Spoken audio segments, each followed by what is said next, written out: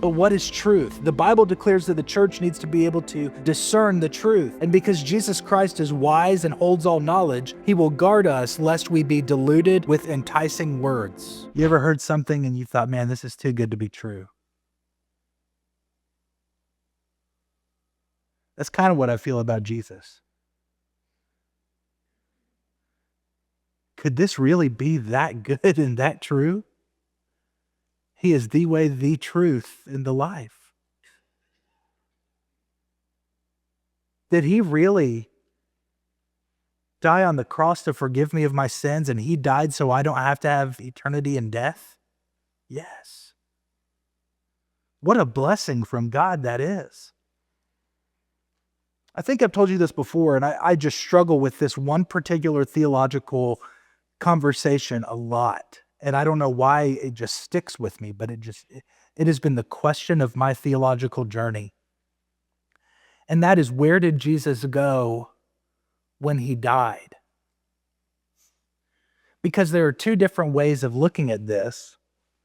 Matthew 12:40, Jesus said that just as Jonah was in the belly of the great fish for 3 days and 3 nights, so will the Son of Man be in the heart of the earth for 3 days and 3 nights.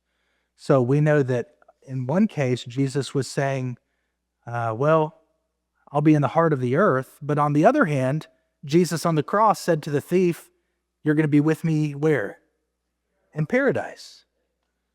So there's a little bit of a tension there. And I wonder, and by the way, it is good and it's okay to explore theological questions. It's almost like we're afraid to ask stuff. It's like, well, I don't know will I sound like a heretic? Well, just make sure that you're studying the Bible and you're trying to weigh it out with the Bible and not what some weird preacher on TBN has to say. Okay? Sorry, all my TBN friends watching online right now. Anyway. But I do wonder that. But I think about this when it comes to Jesus. I'm so glad I get to spend eternity with him in heaven instead of separated from him in hell for eternity. And the only reason I get to do that is because of his perfect life where he didn't deserve death. He lived forever, or he lives forevermore because he was raised from the dead 3 days later. But that's Christ. That's the introduction to the message. I want us now to take a look at the body of it. Here's point number 1, the church's deity. The church's deity. Look at verses 4 and 5 of Colossians 2. I say this in order that no one may delude you with plausible arguments. For though I am absent in body, yet I am with you in spirit, rejoicing to see your good and the firmness of your faith in Christ. Paul continued to warn of false teachers who would distort the truth. It apparently was not uncommon for religious charlatans to parade through the early church. And the New Testament often contains many warnings to the church about testing the doctrine and trying the spirits to determine if they were of God or of Satan. You've heard me say this so many times to you, and I can't emphasize this enough.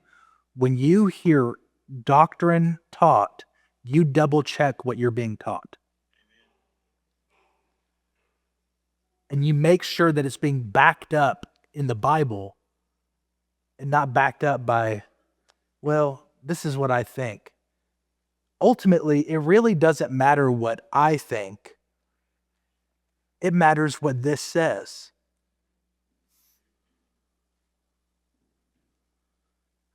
Too many Christians have had their whole walk with God ruined because of stinking thinking. Bad theological thoughts. Point number 2, the church's discretion. The church's discretion.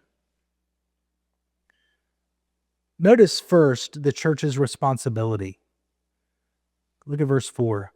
I say this in order that no one may delude you with plausible arguments. There's an intriguing combination of words that's used here. The word arguments means to deceive, to receive falsely, or the word delude rather, to deceive and reason falsely, to cheat by false reckoning, by telling something and concluding something that's not accurate. An argument that takes place, as it uses the word argument there in verse 4, it leads to a thought of a courtroom, an argument of an attorney before a judge, before a jury, making their case and arguing with plausible arguments. Many times a guilty man might go free because of the persuasive talk of the one who defended him. You see the word beguile if you have a King James version there, or a New King James version possibly. The word beguile in verse 4 of Colossians 2. Anybody see that? Well, it speaks of those who would use their rhetoric, their ability, their talent to speak words of deception. They used enticing, attractive, and appealing words, sounding as if they knew what they were talking about. You ever heard somebody that was really a smooth talker, but you knew that they were kind of shady? That's the concern of the Apostle Paul, writing to the church at Colossae here in verse 4. I say this in order that no one may delude you with plausible arguments. The church is supposed to use discretion in matters of doctrine. Just because someone sounds as if he knows or she knows what they're talking about does not mean that they know what they're talking about. And in our day, we have great evidence of this very thing. I've noticed that there are preachers that are really popular on social media. And just to be honest with you, there are a few of them out there that are super popular, and they are complete theological morons. And I'm not saying I'm some theological genius or anything like that, but I listen to it and I'm like, that's not right. Like, you give money to them and God's automatically going to give you a bunch more money? That is not right. Just weird stuff that has been accepted by large swaths of the Christian community. And it's like Satan has gotten into the algorithms of Facebook and Instagram and X and TikTok and whatever else people use, YouTube. And I'm telling you, I think that Satan has gotten into those algorithms. You say, that sounds weird. Demonic influence is underrated in the Baptist church in America. I saw an interesting, I probably shouldn't go down this rabbit trail, but I kind of want to. I saw an interesting question from a theologian, and he asked, can demons tweet? My answer was, I don't know.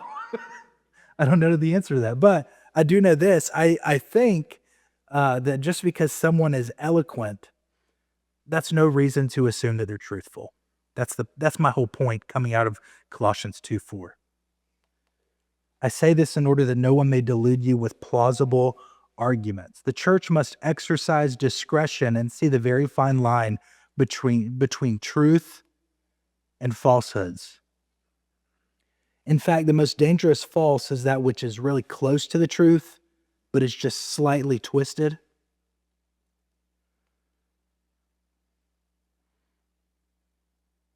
Kind of like what I told you last week when I said that the difference between God and Satan, amongst many other differences, is that 1 Peter 5:8, Satan is like a lion prowling around seeking whom he may devour. And Revelation 5:5, Jesus is the Lion of Judah.